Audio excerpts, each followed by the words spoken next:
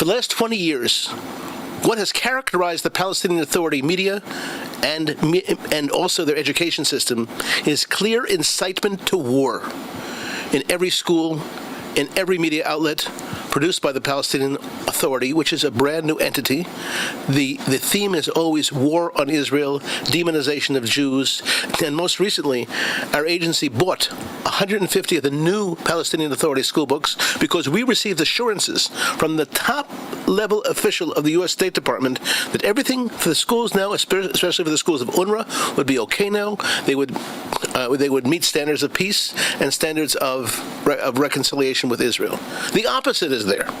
Now, I remember when I was new in Israel in 1970 as a student, hearing Shlomo Lahat, who was then the commander for the IDF in Jerusalem, saying his proudest moment after the Six-Day War was when he gathered up all of the Arab school books and got rid of them because they were basically books that demonized Israel, demonized Jews, and called for war against the Jews. Now, these are brand new school books.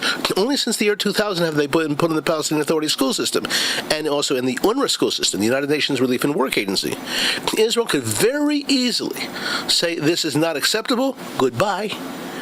No more school books, and when the school books come to the Erez Junction to be handed over into Gaza, or if they come over into another, and let's say at the crossing in Jerusalem before they come into the schools in Judea Samaria, Israel can say, excuse me, if there's a book dealing with jihad, it doesn't go in. If there's a book dealing with which praises people who murdered Jews, it doesn't go in. If there's a book that calls for conquering all of Palestine, it doesn't go in. Where is our national consciousness and our pride?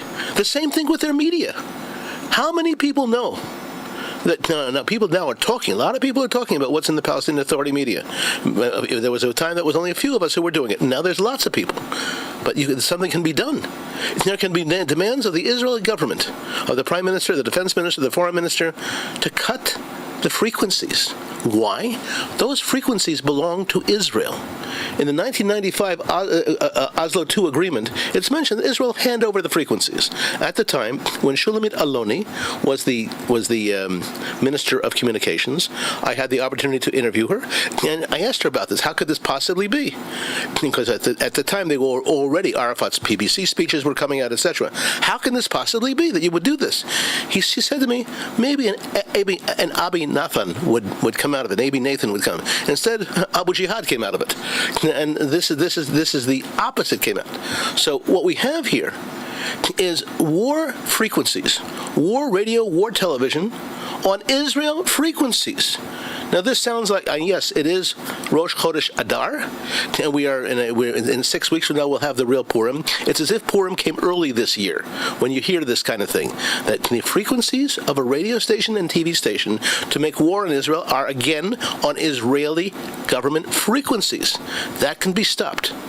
Israel has to have the pride and say this is not acceptable to have such things on the air, especially since the frequencies belong to Israel.